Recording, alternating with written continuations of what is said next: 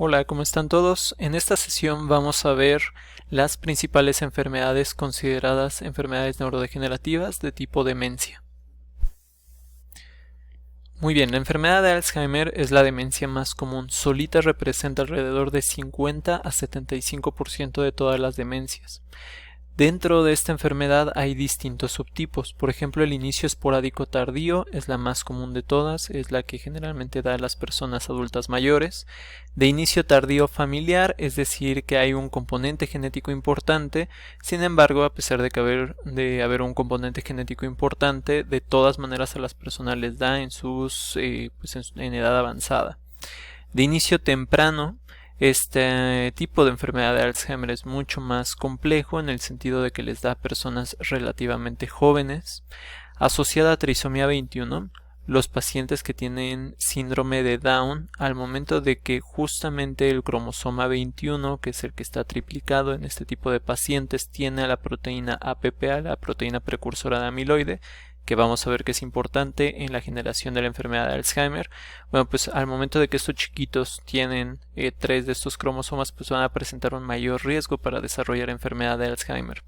Y de hecho se considera que la inmensa mayoría de pacientes con síndrome de Down, si llegan a una edad relativamente avanzada, ni siquiera tiene que ser tan avanzada como la de las personas que no tienen este síndrome, pues van a desarrollar enfermedad de Alzheimer. Y finalmente la asociada con otras enfermedades neurodegenerativas, es decir, la enfermedad de Alzheimer que no está solita, sino que se relaciona se correlaciona con otras enfermedades neurodegenerativas. Sobre los cambios anatomopatológicos que podemos encontrar en esta enfermedad, pues hay algunos que son particularmente obvios. Por ejemplo, aquí lo que podemos observar es una atrofia bastante marcada de los lóbulos temporales. Aquí lo podemos observar perfectamente bien como los lóbulos temporales tienen estos grandes surcos y las circunvoluciones están como apachurraditas. Lo mismo podemos ver en la corteza prefrontal. Vean lo intenso que fue la neurodegeneración aquí. Pero vean otro tipo de cortezas, por ejemplo la corteza motora y somatosensorial, pues relativamente se ven gorditas, se ven bien estos giros, no se ven tan grandes los surcos. Esto es una visión lateral, esto es una visión superior y esto es una visión inferior. Y en cada una de estas podemos percibir, podemos notar lo intenso que puede ser la neurodegeneración en algunos sitios en particular, pero no en todos. Vean por ejemplo estos lóbulos temporales, como están completamente atrofiados, pero vean cómo encontramos pues, particularmente preservado a la corteza occipital, es decir, a la corteza visual, también lo podemos observar aquí. De tal manera que la atrofia cortical es el dato macroscópico característico, pero es predominante en el lóbulo temporal y en el lóbulo frontal. Aquí podemos volver a observar un corte de un cerebro, o de dos cerebros técnicamente, de dos pacientes diferentes, los dos con la misma edad, es decir, los dos adultos mayores, pero uno con un envejecimiento normal y otro con enfermedad de Alzheimer. Y podemos ver cómo es verdaderamente pues marcada la atrofia cortical de este cerebro que vemos aquí a la imagen de la derecha, mientras que el cerebro izquierdo, a pesar de ser también de un adulto mayor, pues no encontramos ni de cerca el mismo grado de atrofia. Histopatológicamente, la enfermedad de Alzheimer cursa con dos datos histológicos particularmente importantes. Uno de ellos es la presencia de placas de beta amiloide, el otro es de los ovillos neurofibrilares. Las placas de beta amiloide, que son las que vemos aquí, son placas de proteínas beta amiloide mal plegadas que son extracelulares. Es decir, generalmente la proteína beta amiloide o la proteína precursora amiloide que se llama APP, como vemos aquí. Esta proteína precursora amiloide se encuentra justamente en la membrana celular de las neuronas. Y entonces esta proteína precursora amiloide puede ser destruida de distintas maneras. Una forma de destrucción, que es la vía no amiloidogénica, es decir, no produce beta amiloide, lo que va a hacer es que la proteína o los segmentos de la proteína sean solubles y no causen ningún daño. Pero otra vía, que es la vía amiloidogénica, dependiente de la beta secretasa, lo que va a hacer es que esta proteína sea cortada en un sitio donde no debería de ser cortada y entonces la proteína se pliega sobre sí misma y empieza a agregarse, ¿correcto? Entonces empieza a pegar a otras proteínas mal plegadas y entonces lo que va a pasar es que se va a empezar como a formar un acúmulo de estas proteínas. Yo siempre digo que es como cuando el chicle se te pega en el cabello. Entonces, pues poco a poco se va pegando más y más y más cabello hasta que queda un nudo de cabello, una bolita de cabello que es ya imposible de quitar con un cepillo, por ejemplo. Este es nuestra placa de beta amiloide o placa neurítica también se le llama, y estas placas neuríticas se encuentran fuera de las células, es decir, aquí vemos a la neurona y encontraríamos a las placas neuríticas aquí, ¿correcto? Estas placas neuríticas son concebidas como entidades extrañas y entonces las células de nuestro sistema inmune, por ejemplo la microglía, pues va a responder a ellas y va a responder atacándolas y liberando factores inflamatorios. El problema de la liberación de estos factores inflamatorios es que va a generar neuroinflamación y esta neuroinflamación es dañina para las neuronas de tal manera que estas neuronas van a empezar a sufrir, como podemos ver aquí. También estas placas beta amiloide o placas neuríticas pues van a estar pues ocupando espacio que va a hacer que las células no se puedan comunicar de manera adecuada. Entonces vamos a tener un fenómeno de disrupción sináptica. No se van a poder comunicar bien las neuronas y por lo tanto pues no van a poder pasar información. Finalmente, los vasos sanguíneos que normalmente se encuentran pues así muy bien, pues empiezan a tener depósito de beta amiloide y este beta amiloide daña los vasos sanguíneos produciendo vasoconstricción y la vasoconstricción que se produce en los vasos sanguíneos pues va a generar que no llegue suficiente flujo sanguíneo. Al momento de que no llega pues suficiente flujo sanguíneo, lo que va a suceder posteriormente es que vamos a encontrar un daño isquémico, un daño por mala perfusión sanguínea, y este daño isquémico también va a formar parte del espectro de cuestiones que suceden en la enfermedad de Alzheimer. A esto le llamamos angiopatía amiloide, angio de vaso, patía de enfermedad, amiloide de que se refiere justamente a la presencia de beta amiloide. Por otra parte, estas placas de beta amiloide presumiblemente van a señalizar a las neuronas para que dentro de las neuronas algo suceda y una proteína que usualmente se encuentra en los microtúbulos, que se llama proteína tau, empiece a ser hiperfosforilada por distintas enzimas que escapan del propósito de esta plática mencionar. Esta proteína tau hiperfosforilada va a empezar a mal plegarse, como sucedía con el beta amiloide, nomás que esto está ocurriendo dentro de la célula. Esta proteína tau hiperfosforilada que se empieza a mal plegar, se empieza a pegostear pero dentro de la célula, y al ser una proteína presente en los microtúbulos, lo que va a generar es que falle la vía de comunicación nerviosa de nuestros axones. De tal manera que este agregado de microtúbulos, que les vamos a llamar ovillos neurofibrilares, repito, ovillos neurofibrilares, que van a ser formados a su vez por proteína tau hiperfosforilada, va a hacer que las neuronas no puedan comunicarse de manera adecuada porque no logran mandar distintos factores, distintas moléculas, distintos macromoléculas a través de sus axones. Y recordemos, los axones pueden ser verdaderamente grandes. Vean qué bonito se ve esta lesión histopatológica. Aquí vemos claramente cómo se parece mucho a esta que habíamos observado aquí, que es un dibujo. Esto es una placa de beta amiloide o placa neurítica, y son agregados extracelulares fuera de las células de beta amiloide. Estas placas de beta amiloide inicialmente en las etapas más tempranas de la enfermedad se van a ir acumulando en la parte medial del lóbulo temporal y en la parte medial de nuestro lóbulo frontal.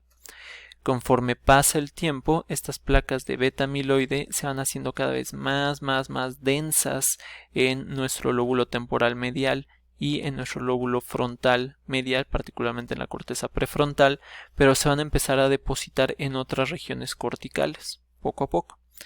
Eventualmente, en los estadios más tardíos de la enfermedad de Alzheimer, pues vamos a encontrar una acumulación muy intensa de estos ovillos neurofibrilares, perdón, de estas placas neuríticas, placas de beta amiloide, y estas van a afectar a prácticamente la totalidad de la corteza cerebral, excepto, vean, de manera muy interesante, a la corteza somatosensitiva y motora primaria.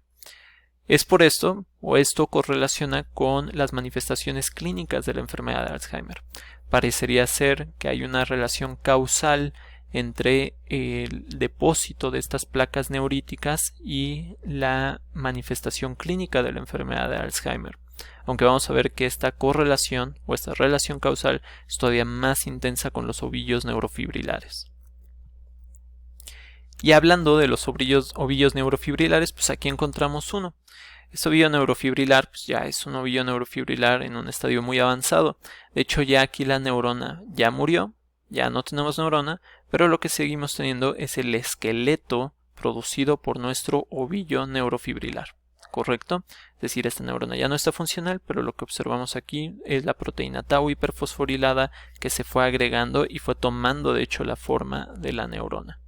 Sería como un esqueleto. Y aquí vemos en una sola neurona cómo va progresando este ovillo neurofibrilar. Inicialmente en un estadio temprano pues hay acumulación de proteína tau. Esta acumulación solamente es detectable por inmunohistoquímica, por una técnica histológica, es decir, no se ve al microscopio óptico normal. Posteriormente, conforme va avanzando el depósito y la hiperfosforilación de esta proteína tau, pues lo que vamos a tener es que esta proteína tau se va a acumular en filamentos helicoidales y va a ser observable a microscopía óptica. Finalmente, en un estadio tardío hay muerte neuronal. Aquí ya la neurona ya ni siquiera aparece el núcleo, es porque esta neurona ya no está viva. Y pues si bien la neurona ya no está viva, lo que sí se queda es la proteína tau, ¿correcto?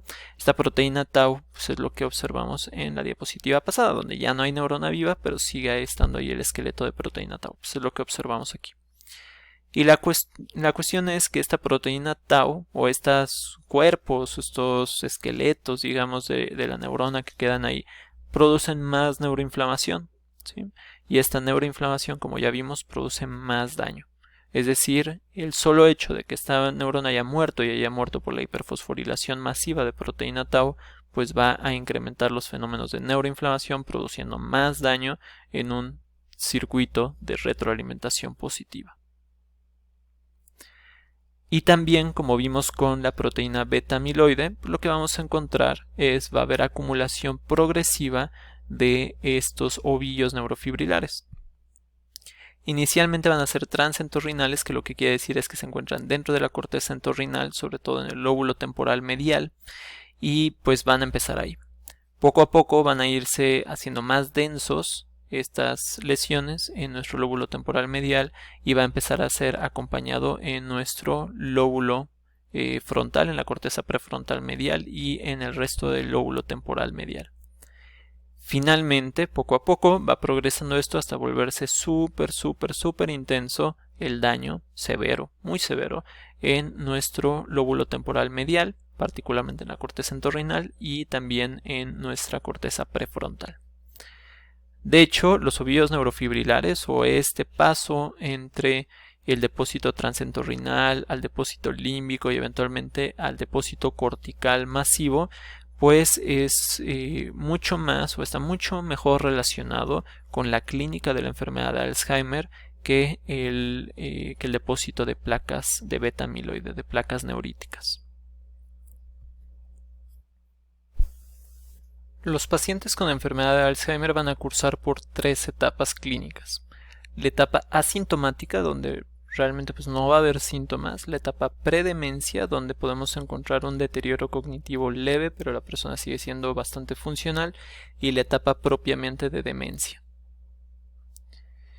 Dentro de la sintomatología de la enfermedad de Alzheimer, pues definitivamente el signo pivote, el dato más importante es la falla en la memoria. Es el síntoma por mucho más común. Sobre todo va a dar más en la memoria declarativa de tipo episódico. ¿Recuerdan cómo se clasifica la memoria? Tenemos memoria declarativa y no declarativa. La memoria declarativa es aquella que podemos expresar con el lenguaje. La memoria no declarativa es aquella memoria que no necesariamente es accesible al lenguaje. Pensemos, por ejemplo, en la memoria motora o en el priming. Dentro de la memoria declarativa encontramos dos subtipos de memoria, la memoria episódica y la memoria semántica. En general se considera que la memoria episódica es aquella que nos permite recordar episodios, es decir, es aquella que nos permite saber qué estábamos haciendo hoy en la mañana, qué estábamos haciendo hace una semana, dónde pasamos nuestras últimas vacaciones, nuestro primer día de clases, nuestro primer día, pues no sé, en la universidad. Mientras que la memoria semántica es aquella memoria que nos permite recordar datos, como todo el rollo que les estoy aventando ahorita.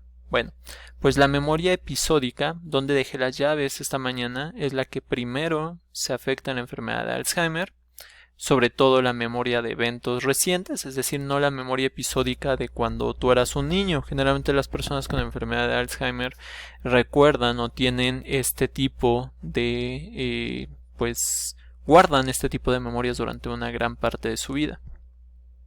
Posteriormente empieza a deteriorarse la memoria semántica.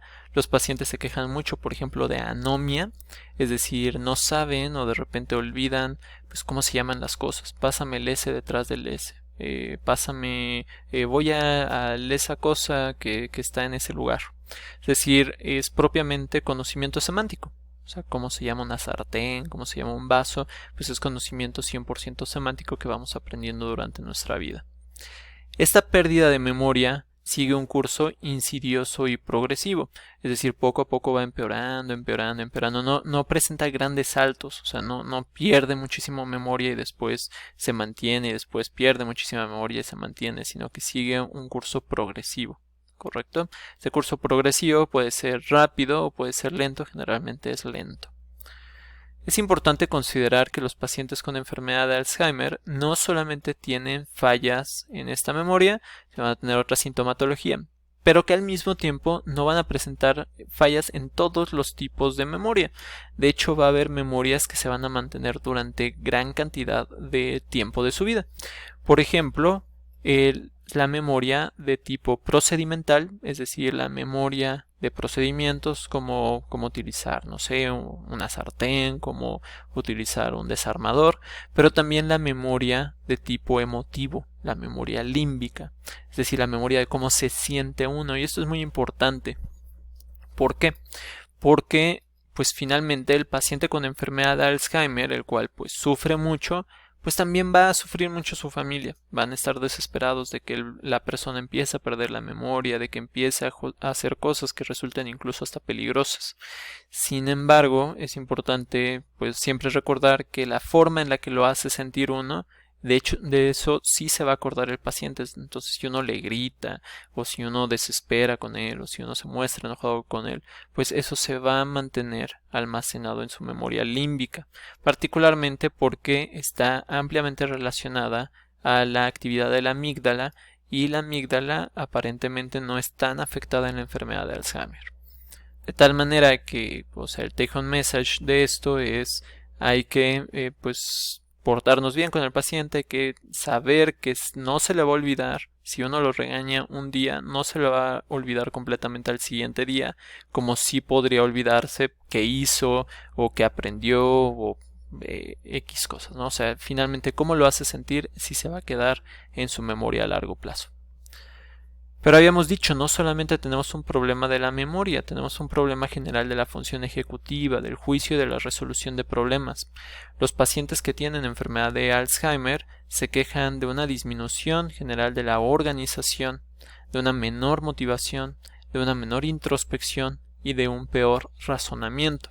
Y eso mientras son conscientes de ello. Eventualmente pierden la introspección, pierden el razonamiento y por lo tanto las personas con enfermedad de Alzheimer presentan anosognosia, es decir, no saben que están enfermas. Y eso es un problema, y es un problema grave porque se pueden salir los pacientes, se pueden perder en la calle, pueden hacer cosas que sean peligrosas o pueden hacer cosas que causen peligro para otras personas sin estar conscientes de ello. Finalmente, pues obviamente todo esto repercute y si bien el paciente puede ser funcional en etapas tempranas de la enfermedad, eventualmente es altamente disfuncional y por supuesto no puede hacer múltiples cosas a la vez. La enfermedad de Alzheimer escapa a ser una enfermedad meramente que afecte la memoria o que afecte las funciones ejecutivas, sino que va a estar acompañada de un contexto psicológico bastante denso. Dentro de estos pues podemos encontrar una apatía profunda en el paciente con enfermedad de Alzheimer, una desconexión social bastante grave, irritabilidad, agitación, agresividad y eventualmente incluso los pacientes se quejan o los pacientes refieren tener alucinaciones, delirio, es decir, psicosis. Van a empezar a ver cosas que no existen, van a empezar a hablar con personas que no están ahí, van a empezar a confundir a las personas, van a empezar a tener alucinaciones a veces bastante desagradables. Lamentablemente no hay cura para la enfermedad de Alzheimer y los síntomas progresan inexorablemente y finalmente pues la mayor parte de las personas con enfermedad de Alzheimer mueren 8 a 10 años después de haber sido diagnosticados. Generalmente la causa de la enfermedad no es la causa de la muerte no es la enfermedad de Alzheimer, sino es la debilidad, la deshidratación, la malnutrición y las infecciones que acompañan a esta enfermedad. Y aquí es importante destacar que no es culpa de las personas que cuidan a la persona, sino que eventualmente el paciente con enfermedad de Alzheimer olvida cómo comer, olvida cómo beber, olvida cómo ir al baño, olvida cómo moverse incluso, o olvida de moverse, o sea, no puede moverse técnicamente, pero olvida de que se tiene que estar moviendo y entonces empiezan a tener úlceras de decúbito, úlceras por presión, estas se infectan o aguantan demasiado tiempo sin ir al baño y entonces tienen infecciones de vías urinarias o empiezan con un breve cuadro respiratorio y por falta de cuidado pues este se agrava y eventualmente pues desencadena una infección de vías urinarias altas, una pielonefritis, una neumonía o alguna otra enfermedad de tejidos blandos y fallecen las personas a causa de estas enfermedades. Otros síntomas que podemos encontrar en los pacientes, que no son síntomas tan comunes, pero que también pueden ser presentados por los pacientes con enfermedad de Alzheimer, es la apraxia y la dispraxia, es decir, dificultad para realizar tareas motrices, particularmente aquellas tareas motrices que fueron aprendidas. Entonces, por ejemplo, tenemos una apraxia del vestido, les cuesta trabajo vestirse, apraxia de comer, se les olvida literalmente cómo se come, cómo se mastica, y una apraxia del cuidado personal, una falta de cuidado personal, pues simplemente olvidan cómo hacer las cosas que uno hace, como lavarse los dientes, etc. Un dato que ha resultado pues ser bastante interesante porque parece ser que precede a la parte de la memoria durante muchos años es la anosmia o la hiposmia, es decir, tener una menor capacidad para oler. Y esto pues resulta interesante porque al momento de que precede por varios años a la pérdida de la memoria podría utilizarse como un síntoma inicial de personas que podrían tener enfermedad de Alzheimer o podrían desarrollar eventualmente enfermedad de Alzheimer. Sin embargo, pues distintos estudios han mostrado que la utilidad clínica de la anosmia o de la hiposmia es pequeña, dado que es fácil que una persona pierda parte del sentido del olfato sin que se dé cuenta por una parte, por otra parte pues muchas personas pierden parte del sentido del olfato y eso no significa que todos van a desarrollar enfermedad de Alzheimer y finalmente pues en el contexto de COVID-19 donde muchas personas pierden también el sentido del olfato pues resultaría todavía más inespecífico.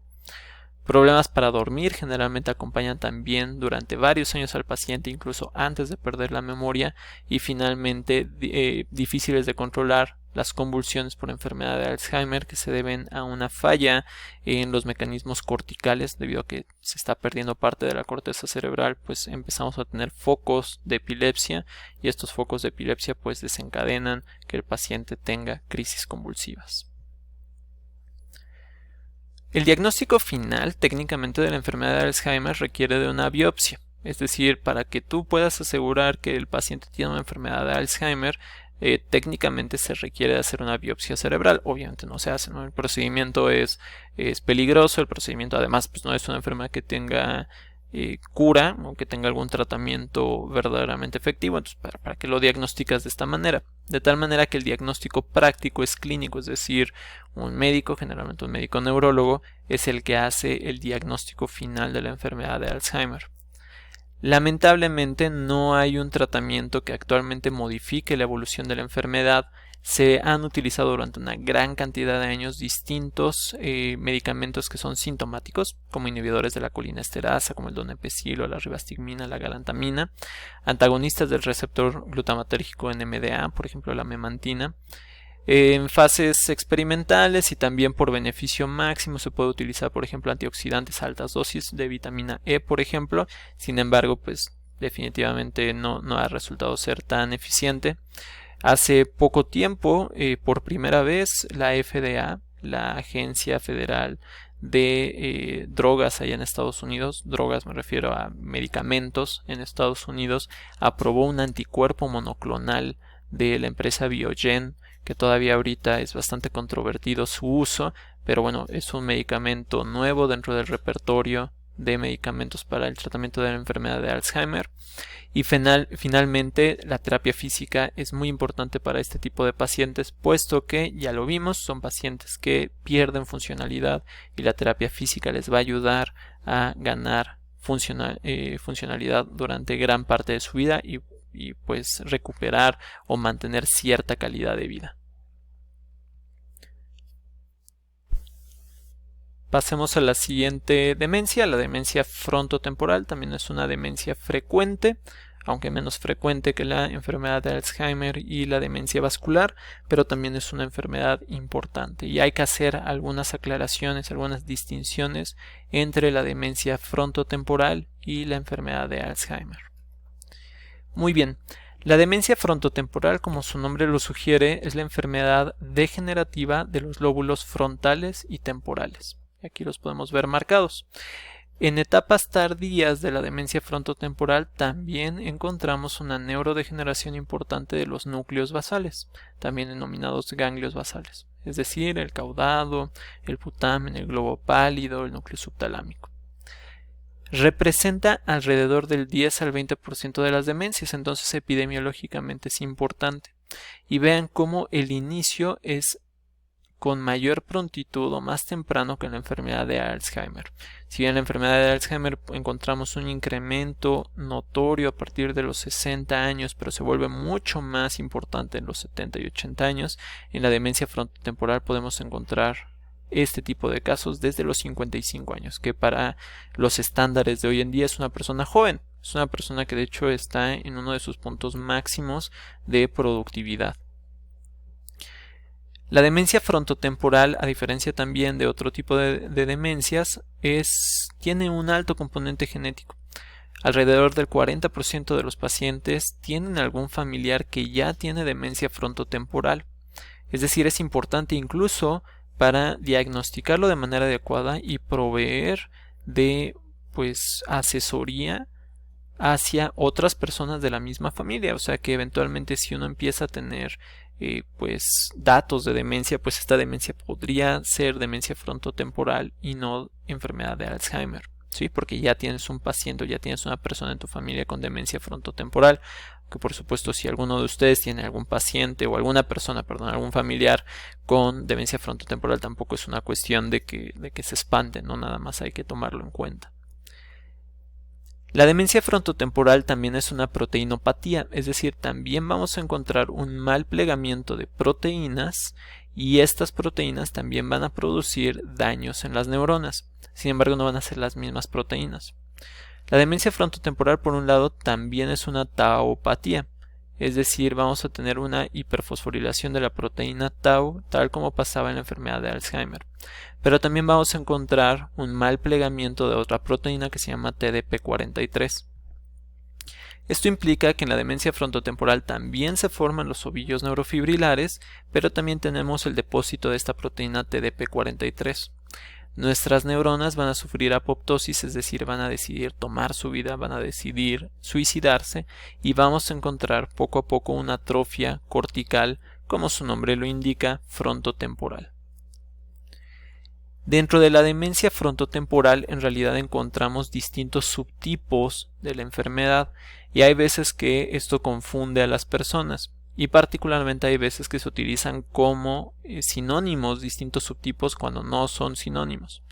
Por ejemplo, tenemos una demencia frontotemporal de tipo conductual o predominantemente conductual. Este tipo es uno de los tipos. Tenemos otro que es la demencia semántica. Tenemos otro que sobre todo afecta a cuestiones de lenguaje, de producción de lenguaje. Entonces es un tipo que se llama afasia progresiva no fluente. Y tenemos un subtipo de demencia frontotemporal que se llama enfermedad de Pick. Y en la enfermedad de Pick se llama enfermedad de Pick por algunas características anatomopatológicas, es decir, que se ven en microscopía pero no clínicas, es decir, una enfermedad de Pick no tiene necesariamente un fenotipo o una forma de manifestarse de alguna de estas maneras, ¿no? Es más bien un criterio histopatológico.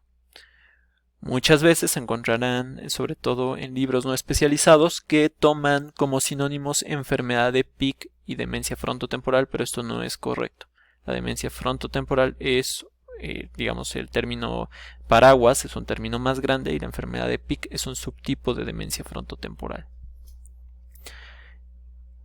Haciendo un ejercicio de lógica, pues en la demencia frontotemporal vamos a tener distintas manifestaciones clínicas dependientes en gran medida de la falla o del daño en nuestro lóbulo frontal y en nuestro lóbulo temporal.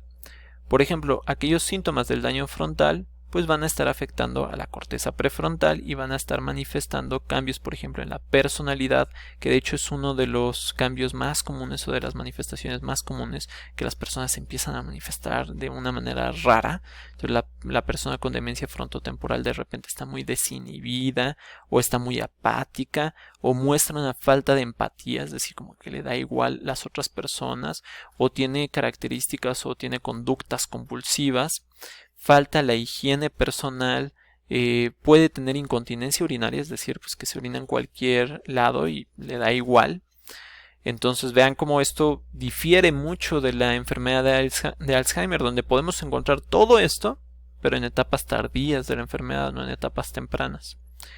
Los síntomas de daño temporal, pues sobre todo vamos a incluir síntomas que producen daño en el lenguaje, por ejemplo la afasia no fluente. La afasia no fluente es cuando las personas tienen un problema de lenguaje, no logran evocar el lenguaje, pero no logran que sea fluido este lenguaje. Es decir, pueden decir algunas palabras, pues poco a poco estas palabras, pero como que se les van trabando, como que no van teniendo una idea fluida y por lo tanto se le llama afasia no fluente. Eventualmente también podemos tener daño en el aprendizaje y la memoria, particularmente la memoria semántica y síntomas motores. De hecho, vamos a ver que hay distintos sobrelape con otras enfermedades 100% motoras.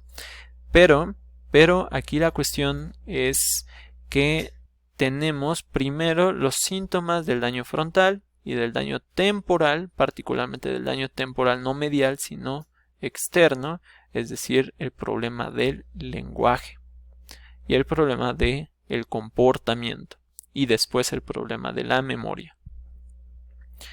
El diagnóstico de la demencia frontotemporal, pues nos podemos ayudar de resonancias magnéticas donde vamos a ver esta atrofia, pero finalmente el diagnóstico es clínico. El diagnóstico, de nuevo, es generalmente realizado por un médico neurólogo. Lamentablemente no hay tratamiento que modifique la evolución de la enfermedad, entonces de manera inexorable van estos pacientes ir perdiendo funciones hasta eventualmente pues quedar en un muy mal estado. Aquí la cuestión no farmacológica es importante, es decir, es diferente a la enfermedad de Alzheimer en el sentido de que el paciente con demencia frontotemporal puede ser mucho más peligroso que una persona con enfermedad de Alzheimer, en el sentido de que tienen falta de empatía, tienen apatía, pueden ser agresivos, pueden ser sumamente impulsivos y entonces hay que tener un cuidado extremo con estos pacientes, hay que controlar esta impulsividad mediante distintas técnicas, por ejemplo psicológicas o farmacológicas. Y dentro de esta farmacología pues tenemos tantos componentes emocionales que además de la memantina que ya vimos que es un antagonista de los receptores NMDA glutamatérgicos y por lo tanto que reduce la excitotoxicidad aparentemente. Vamos a encontrar también como piedras angulares del tratamiento los inhibidores selectivos de recaptura de serotonina, que son antidepresivos, y los antipsicóticos, particularmente para tratar toda esta parte que está afectando a la corteza prefrontal.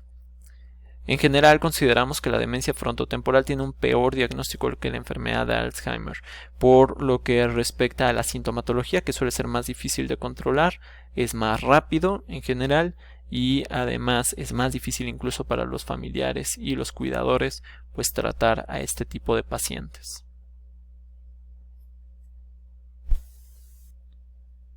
Veamos en este momento demencia con cuerpos de Lewy. La demencia con cuerpos de Lewy es una enfermedad degenerativa, pero esta enfermedad va a afectar predominantemente al sistema límbico. De hecho, es bastante similar la demencia con cuerpos de Lewy a la enfermedad de Parkinson. Sin embargo, también vamos a tener otros datos que cursan con falla en la memoria y por eso lo incluimos dentro de demencias. La demencia con cuerpos de Lewy en general se considera la tercera demencia más frecuente de las neurodegenerativas y la cuarta en total, después de la enfermedad de Alzheimer, la demencia vascular, la demencia frontotemporal y después la demencia con cuerpos de Lewy, aunque en general pues, se considera que más o menos tiene una prevalencia similar a la demencia frontotemporal. El inicio es más tardío en comparación a otros tipos de demencia, más o menos a los 75 años, es más común en hombres y tiene un bajo componente genético a diferencia de la demencia frontotemporal, por ejemplo, que tenía un altísimo componente genético. ¿Qué vamos a observar en la demencia con cuerpos de Lewy? Pues vamos a observar una atrofia diferente a el resto de demencias. Por ejemplo, la atrofia cortical de la corteza cerebral va a ser menos notoria que en la enfermedad de Alzheimer, por ejemplo. La atrofia va a ser mucho más marcada de nuestro sistema límbico y va a haber atrofia además de estructuras subcorticales, por ejemplo de la sustancia negra, aquí lo vemos a nivel del mesencéfalo, y del locus ceruleus a nivel del puente, dos núcleos del tallo cerebral. Y aquí en este par de cerebros, o en este cerebro más bien visto a través de dos visiones, una visión lateral y una visión medio sagital, podemos observar cómo en la visión lateral no encontramos estos surcos tan grandes que habíamos visto en la enfermedad de Alzheimer, no encontramos estos giros tan atróficos, pero definitivamente lo que sí encontramos es a nivel límbico, es decir, del limbo de nuestro encéfalo, sí encontramos esta atrofia importante. Esta atrofia importante sí la podemos ver aquí.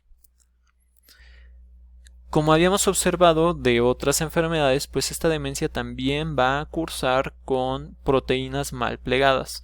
En este caso, estas proteínas mal plegadas, la proteína es la alfa-sinucleína, va a formar los cuerpos de Lewy. Y son estos cuerpos de Lewy los que le dan su nombre a la enfermedad. O sea, el nombre de esta enfermedad es una demencia que cuando se sacan los cerebros y se observan cortes histológicos encontramos este tipo de cuerpos anormales, este tipo de formaciones anormales. Se puede agarrar a las proteínas que están dentro de esto y encontramos sobre todo, aunque no únicamente alfa-sinucleína mal plegada, y entonces a esto le denominamos demencia con cuerpos de Lewy. A pesar de que histopatológicamente se manifiesta de una manera diferente a la enfermedad de Alzheimer y a la demencia frontotemporal, pues también vamos a tener síntomas diferentes. Ahora vamos a tener síntomas sobre todo relacionados a problemas del sistema límbico y algunos síntomas relacionados al problema de la neurodegeneración de estructuras del tallo cerebral. Por ejemplo, dentro de los síntomas tempranos encontramos dificultad para concentrarse, problemas con habilidades visoespaciales o visoespaciales, por ejemplo, manejar, pérdida de la memoria, aunque tarda más tiempo esta pérdida de la memoria en comparación de la enfermedad de Alzheimer y mucho más a comparación de la demencia frontotemporal. Cosas importantes que no encontramos en los otros tipos de demencias, pues alucinaciones visuales en etapas muy tempranas de la enfermedad. Habla desorganizada, que también lo encontramos en la demencia frontotemporal, pero también aquí, pero sobre todo alucinaciones y depresión. La depresión puede ser verdaderamente importante y presumiblemente es por una falla o por un daño en el sistema límbico. Característico también va a ser desórdenes del sueño, particularmente del sueño REM. Hablando sobre depresión, antes de que se me pase a hablarles, pues justamente eso aparentemente fue la causa de muerte de este actor muy famoso. Aparentemente tenía una depresión profunda. Aparentemente pues esta depresión profunda lo llevó a una sobredosis o al suicidio, y entonces bueno, pues así falleció este gran actor que salió en muchas películas, pero curiosamente pues fue el doctor que hizo de Patch Adams. Dentro de los síntomas tardíos encontramos síncope, es decir, que se desmayan los pacientes, eso por la afección al tallo cerebral, temblor en reposo, esto por afección a la sustancia negra, movimientos lentos también por afección a la sustancia negra del mesencéfalo, y facies inexpresiva también relacionado a la degeneración de la sustancia negra del mesencéfalo. Entonces, en este sentido, vean cómo tenemos síntomas tardíos que se parecen a la enfermedad de Parkinson. Nuevamente, técnicamente el diagnóstico se debería hacer de manera histopatológica, pero el diagnóstico en la realidad se hace de manera clínica. Lamentablemente no hay tratamiento modificador de la enfermedad. En esto se parece a la enfermedad de Alzheimer, la demencia frontotemporal y también esta enfermedad. Se pueden utilizar inhibidores de la colinesterasa como el donepezilo, la ribastigmina y la galantamina, que presumiblemente mejoran un poco de las manifestaciones clínicas de la enfermedad. Pero lamentablemente los pacientes, a pesar de tener problemas conductuales, de tener depresión, de tener problemas pues con su estado del ánimo, lamentablemente los pacientes pueden ser poco tolerantes a los medicamentos antipsicóticos e incluso mostrar efectos adversos agregados a estos medicamentos antipsicóticos. Entonces les va peor si les damos estos medicamentos, lo cual suele ser limitante en el tratamiento de la enfermedad. En resumen, en este video vimos 3 de las enfermedades neurodegenerativas de tipo demencia más frecuentes: enfermedad de Alzheimer, demencia frontotemporal y demencia con cuerpos de Lewy. De aquí, de las demencias, la única que nos hizo falta es la demencia vascular, pero es que esta no es una enfermedad técnicamente neurodegenerativa, sino es una enfermedad vascular, y la vimos en la parte vascular.